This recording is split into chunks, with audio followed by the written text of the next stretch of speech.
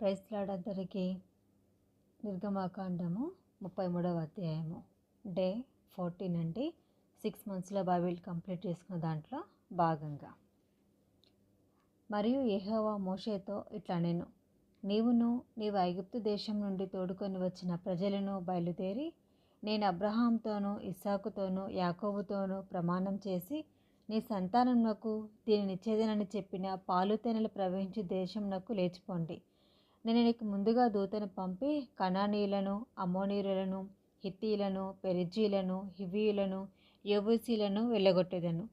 మీరు లోబడనున్న ప్రజలు కనుక నేను మీతో కూడా రాను, త్రోవలో మేము సంహరించదనేమో అని మోషేతో చెప్పాను. ప్రజలు ఆ దుర్వార్తను విని దుఃఖించిరి. ఎవడునూ ఆభరణములు ధరించుకొనలేదు. కాగా యెహోవా మోషేతో ఇట్లా నేను నీవు ఇశ్రాయేలులతో మీరు లోబడనులని ప్రజలు, ఒక క్షణం మాత్రము నేను మీ నడుమకు వచ్చి మిమ్మల్ని నిర్మూలం చేసేదను కనుక మిమ్మల్ని ఏం చేయవలనో అది నాకు తెలియనట్లు మీ ఆభరణములను మీ మీద నుండి తీసివేయుడి అని చెప్పుమనెను.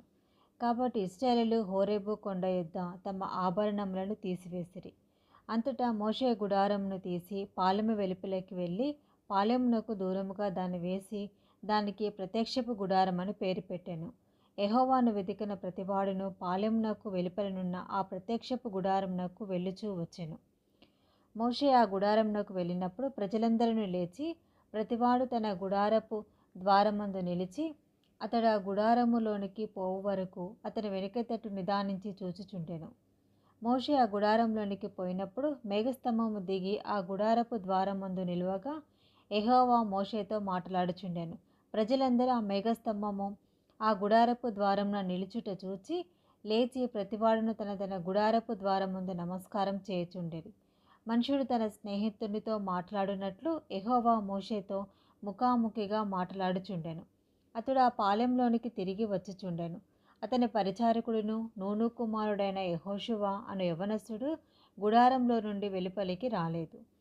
మోషే యెహోవాతో ఇట్లా నేను చూడుము, ఈ ప్రజలను తోడుకొని పొమ్మని నీవు నాతో చెప్పుచున్నావు, కానీ నాతో ఎవరిని పంపెదవో అది నాకు తెలుపలేదు. నేను నీ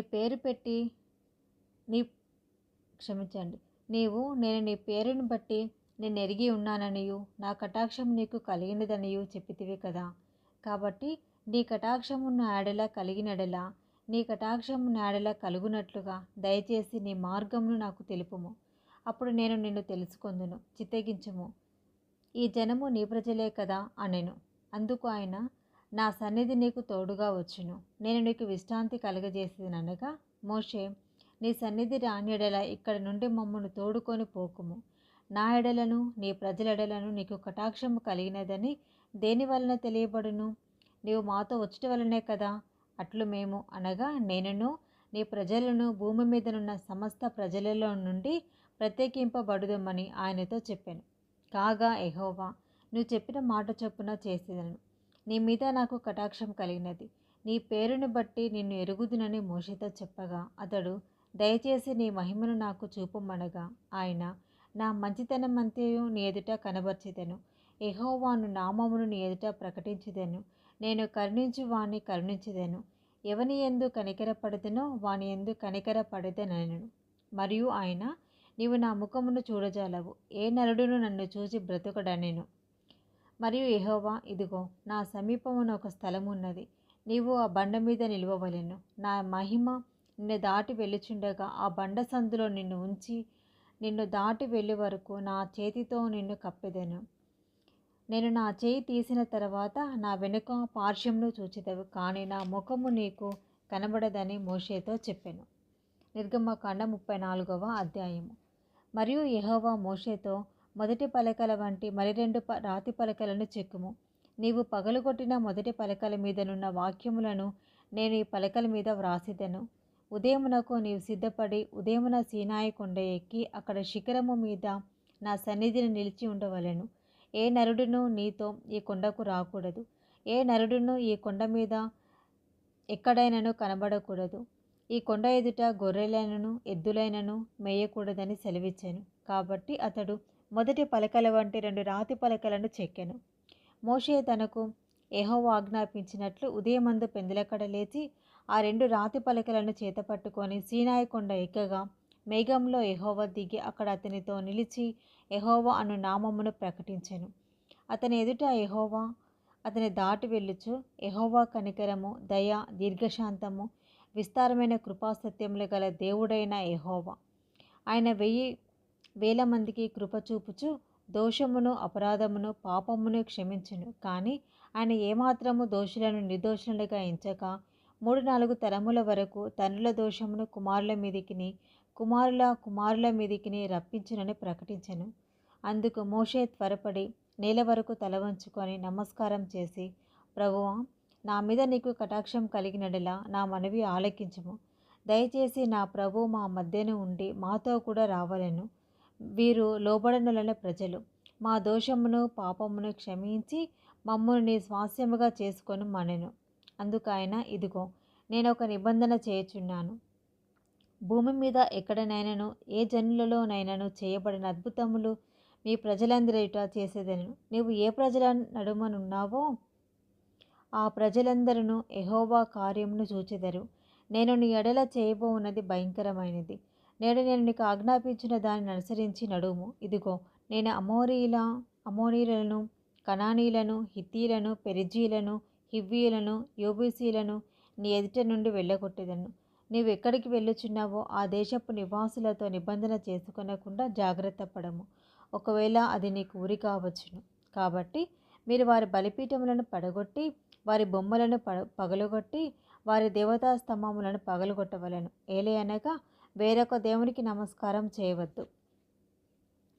ఆయన నామము రోషము గల యెహోవా. ఆయన రోషము గల దేవుడు. ఆ దేశపు నివాసులతో నిబంధన చేసుకొనకుండా జాగ్రత్త పడము. వారు ఇతరుల దేవతలతో వ్యభిచరించి ఆ దేవతలకు బలి అర్పించినప్పుడు ఒకడు నిన్ను పిలిచినడలా నీవు వారి బలిద్రవ్యము తినకుండా చూచుకొనము. మరియు నీవు నీ కుమారుల కొరకు వారి కుమార్తెలను పుచ్చుకొను ఎడల వారి కుమార్తెలు తమ దేవతలతో వ్యభిచరించి నీ కుమారులను తమ దేవతలతో వ్యభిచరింపచేయుదురేమో. పోతపోసిన దేవతలను చేసుకొనవలదు. మీరు పొంగని వాటి పండుగ ఆచరింపవలెను. నేను నీకు ఆజ్ఞాపించినట్లు అబీబు నెలలో నియామక కాలమందు 7 దినములు పొంగని వాటిని తినవలెను. ఏలయనగా అబీబు నెలలో ఐగుప్తులో నుండి మీరు బయలుదేరి వచ్చితిరి. ప్రతి తొలిచూలు పిల్లయు నాది. మీ పశువులలో తొలిచూలుదైన ప్రతి మగది దూడయే గాని గొర్రెపిల్లయే గాని అది నాదగును. గొర్రెపిల్లనిచ్చి గాడిద పిల్లను విడిపింపవలెను. దాన్ని విమోచింపని ఎడల దాని మెడను విరగదీయవలెను. నీ కుమారులలో ప్రతి తొలిచూలు వాని విడిపింపవలెను. నా సన్నిధిని వారు వట్టి చేతులతో కనబడవలదు. 6 దినములు నీవు పనిచేసి 7వ దినమున విశ్రమింపవలెను.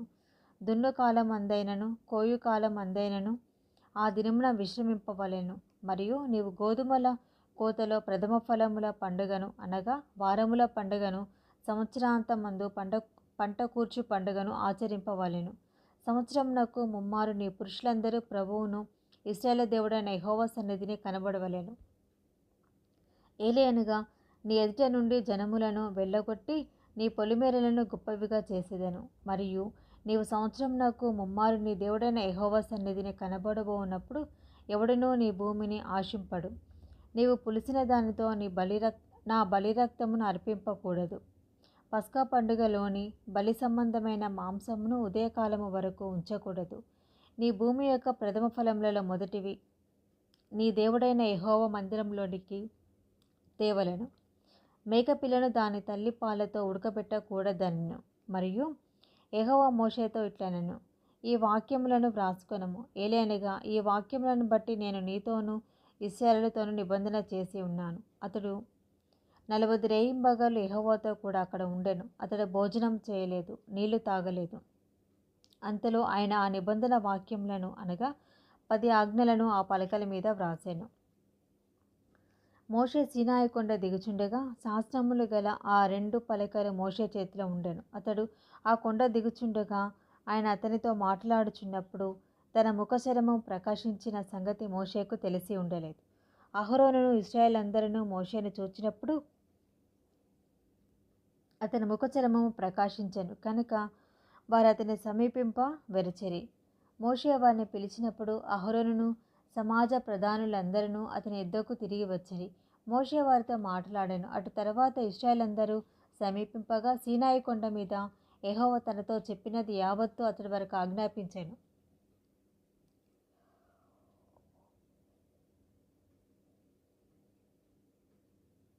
మోషే వారితో ఆ మాటలు చెప్పుట చాలించి తన ముఖము మీద ముసుగు వేసుకొనెను. అయినను మోషే యెహోవాతో మాట్లాడుటకు ఆయన సన్నిధిని ప్రవేశించినది మొదలుకొని అతడు వెలుపలికి వచ్చే వరకు ఆ ముసుగు తీసివేశాను. అతడు వెలుపలికి వచ్చి తనకు ఆజ్ఞాపించిన దానిని ఇశ్రాయేలులతో చెప్పెను. మోషే ముఖచర్మము ప్రకాశింపగా ఇశ్రాయేలీయులు మోషే ముఖమును చూచిరి. మోషే ఆయనతో మాట్లాడుటకు లోపలికి వెళ్ళే వరకు తన ముఖము మీద ముసుగు వేసుకొనెను. నిర్గమకాండ 35వ అధ్యాయము. మోషే ఇశ్రాయేలు సర్వ సమాజమును పోగు చేసి, మీరు చేయునట్లు యెహోవా ఆజ్ఞాపించిన విధులేవనగా 6 దినములు పని చేయవలెను. 7వది మీకు పరిశుద్ధ దినము, అది యెహోవాకు విశ్రాంతి దినము. దానిలో పనిచేయు ప్రతివాడును మరణశిక్ష నొందును. విశ్రాంతి దినమున మీరు మీ ఇండ్లలో ఎక్కడనూ అగ్ని రాజు పెట్టకూడదని వారితో చెప్పెను. మరియు మోషే ఇశ్రాయేలీయులైన సర్వ సమాజముతో ఇట్లనెను, యెహోవా ఆజ్ఞాపించినదేమనగా, మీరు మీలో నుండి యెహోవాకు అర్పణము పోగు చేయుడి. ఇట్లనగా బుద్ధి పుట్టిన ప్రతివాడు యెహోవా సేవ నిమిత్తము బంగారు, వెండి, ఇత్తడి, నీల, ధూమ్ర, రక్తవర్ణములు, సన్ననార, మేక వెంట్రుకలు, ఎర్ర రంగు వేసిన పొట్టేళ్ల తోలు, సముద్రవత్సల తోలు, తుమ్మకర్ర, ప్రదీపమునకు తైలము, అభిషేక తైలమునకు పరిమళ ద్రవ్య ధూపమును, సుగంధ సంభారములు, ఏఫోదుకును పతకమునకును లేత పచ్చలను చెక్కు రత్నములను తీసుకొని రావలెను. మరియు వివేక హృదయులందరూ వచ్చి యెహోవా ఆజ్ఞాపించినవన్నీ చేయవలెను.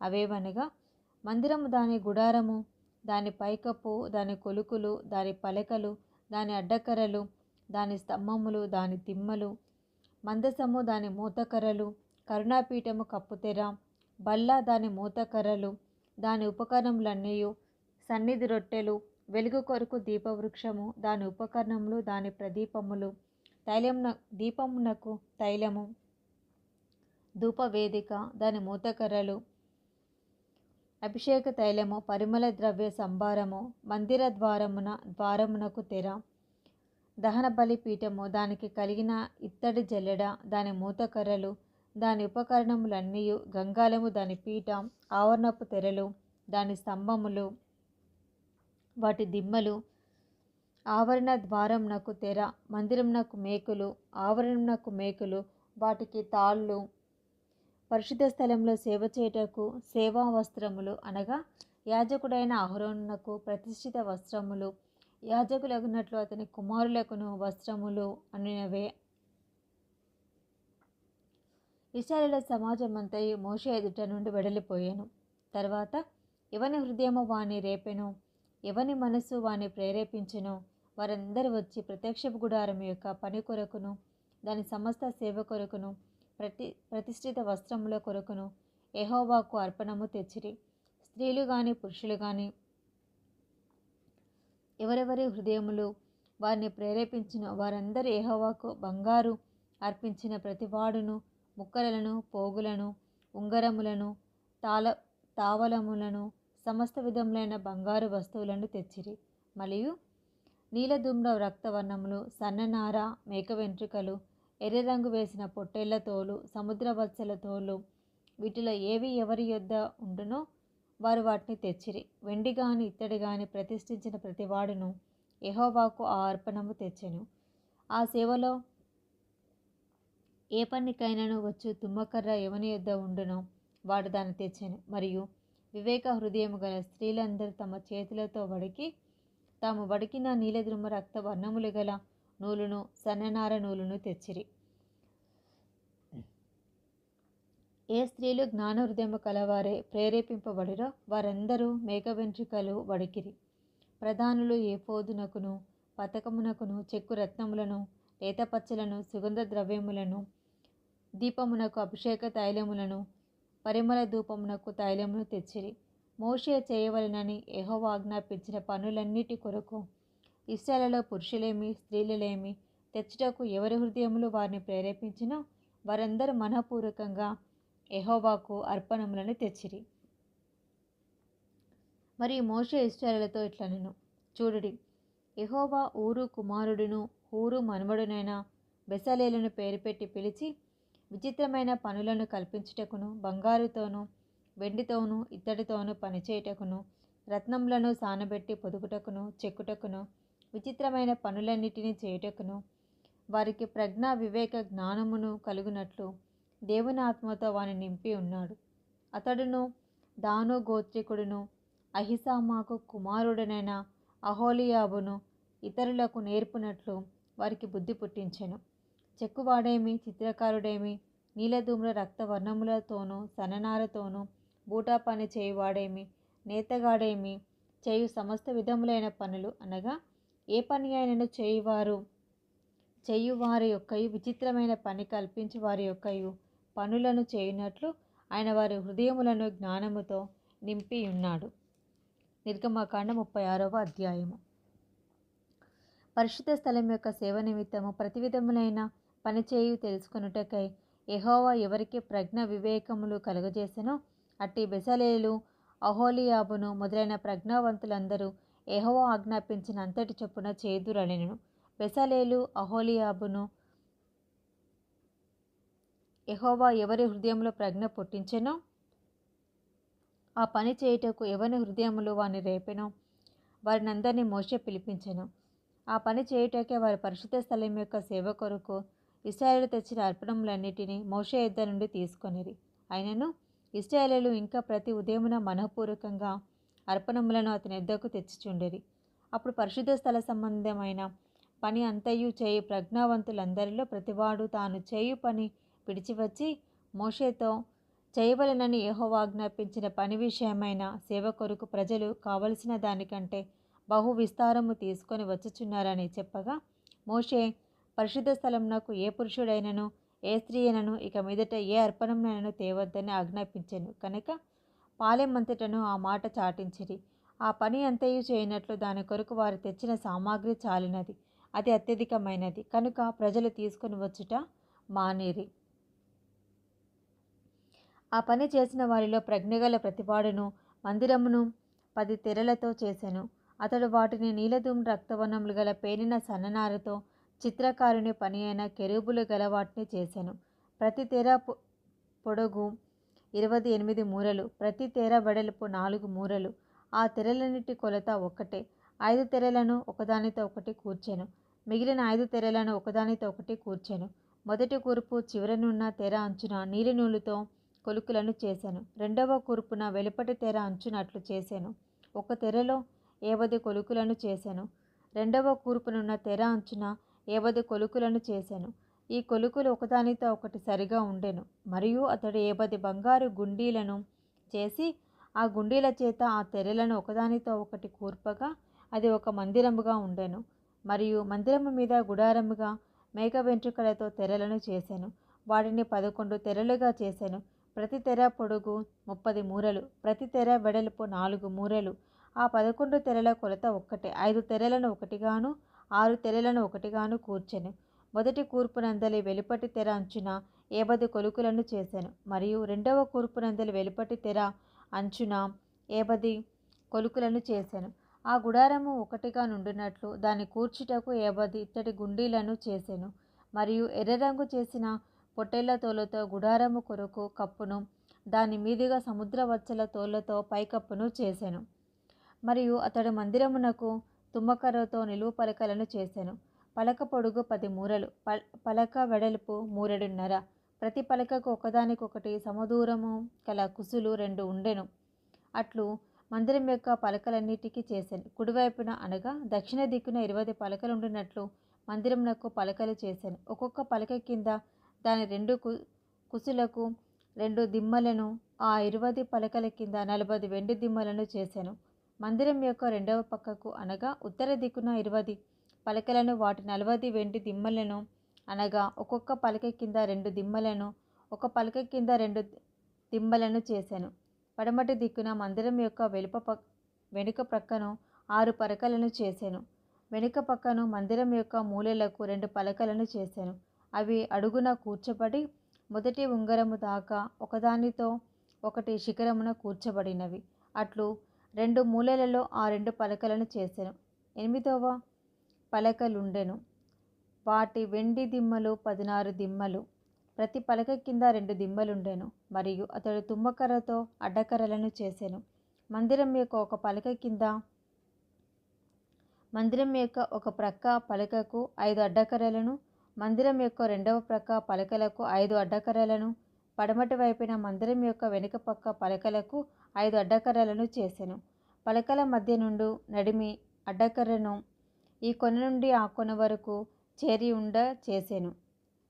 ఆ పలకలకు బంగారు రేకులు పొదిగించి వాటి అడ్డకర్రలుండు వాటి ఉంగరములను బంగారుతో చేసి అడ్డకర్రలకు బంగారు రేకులను పొదిగించెను.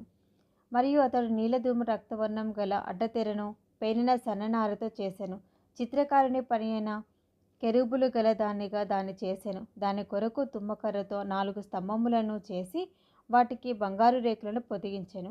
వాటి వంకులు బంగారువి. వాటి కొరకు 4 వెండి దిమ్మలను పోతపోసెను. మరియు అతడు గుడారపు ద్వారము కొరకు నీలధూమ్ర రక్తవర్ణం గల పేనిన సన్ననారతో బూటా పని అయిన అడ్డతెరను చేసెను. దాని 5 స్తంభములను వాటి దిమ్మలను చేసి వాటి బోదెలకును వాటి పెండెబద్దలకును బంగారు రేకులను పొదిగించెను. వాటి 5 దిమ్మలు ఇత్తడివి.